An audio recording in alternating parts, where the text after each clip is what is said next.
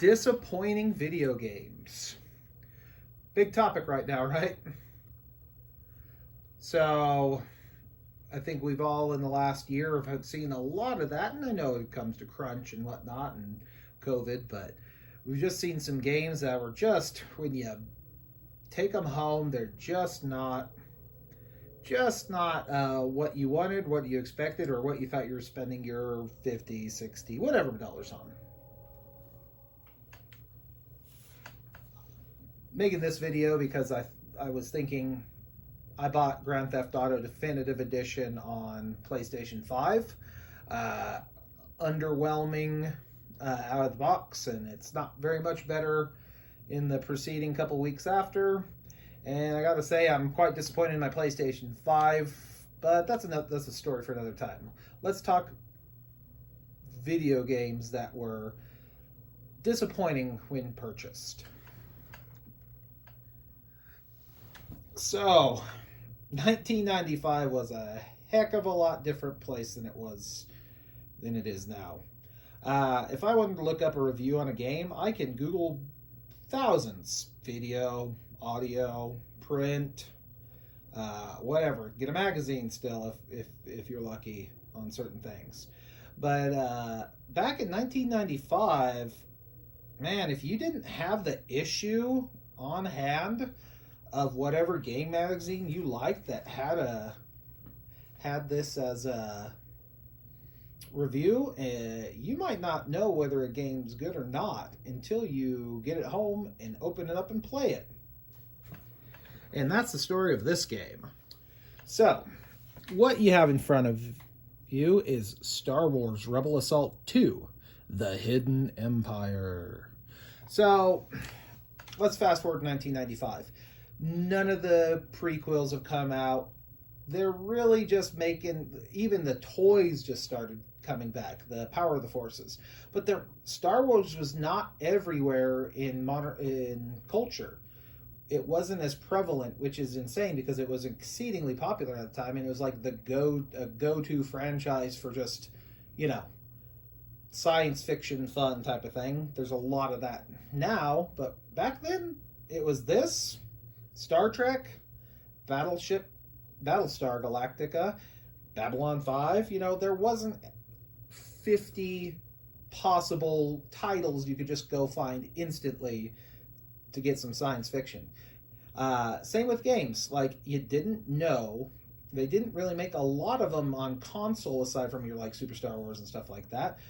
But something like this came at a wonderful time. That time was full motion video.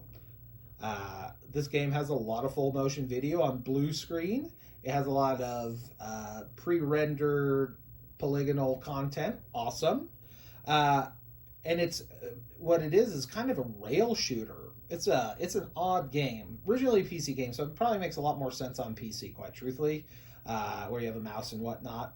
This kind of wanted to be a do anything type of game, and it just was not very good. I'm not gonna lie, not very good at all. Disappointing because in 1995 I was, what was that, 13, 14, something like that. And you don't have 50, 60 bucks laying around when you're 50 or when you're that age. So you really had to make your purchases count. And I'm going to tell you, this is about the most disappointing game I've ever purchased. So, Star Wars Rebel Assault 2, you play as a no-name rebel pilot, and of course you go on a bunch of missions, and you discover a plot that the Empire has some new fun toy, and Darth Vader's there, and a bunch of, mid-90s computer or full-motion video actors, too. Very interesting stuff. I will say, the Darth Vader voice isn't terrible, but you know how it is. You don't get James Earl Jones. It just sounds off, but it's not too bad. So, winner there. But you want to just talk about disappointing in that all the CD space was for the. Hey, at the time, 1995, it didn't look bad. Pre pre-rendered video, full motion video, all that fun stuff. It didn't look bad. On the PlayStation, it wasn't so so reduced in quality that you just had no. You couldn't even tell what's going on. It's not bad. Video, not bad. Just what is wrong with this game is that I bet if you practiced at it decently, it is 20 minutes. You can beat it the first time. Literally, you can beat it the first time.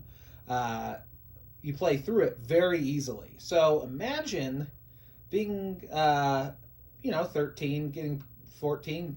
Last Star Wars game I played was in '95. Was probably Super Star Wars, Super Empire Strikes Back, and Super Return of the Jedi. Killer games, awesome stuff, amazing work, LucasArts. So, when you go to Walden Software, this is a really old statement. In 1995, I went to Walden Software to buy a video game on PlayStation that has a bunch of full motion video. That could not be any more 90s. But anyway, so it's pretty much like buying Dragon's Lair or Space Ace or something like that and playing, 50, $60 for it. You're just not going to get a giant experience out of it. And hey, nowadays when there's Steam and there's this and there's sales, it's always, I'll pay $4 for a game if it's going to give me, a little bit of joy. If it takes under 5 hours, awesome. I have a kid. I don't have time for video games. But back then, you were kind of looking for a little bit more experience, a little bit more stuff in a game. And this one just didn't have it. It had a lot of cool things going for it visually. I'm not going to say it's the greatest, but you know what I mean. It's like back then it had a lot of good things on the technical aspects of it. They were using real Star Wars props from the movies. Super awesome. Imagine being one of those actors in that, and you're literally going to be wearing the stuff that, hey, Mark Hamill or somebody could have worn. So super awesome. Just, man, it just goes to show you that splashy graphics and video and all that stuff don't matter if the game isn't good. And this isn't the worst game I've ever played, but it is not very good in the sense of timeless classic. It would probably be best just to go on YouTube and watch a walkthrough of it, so you don't have to take the time. It would be a lot of trouble to get a PlayStation out just to play this game. Right next to it, we have the Star Wars trilogy that came out in '95 too. So at the very least, if we're going to say I made 2 Star Wars purchases in 1995, the one on the left was one and the one on the right was the other, I'm just going to say that's 500. That's pretty good.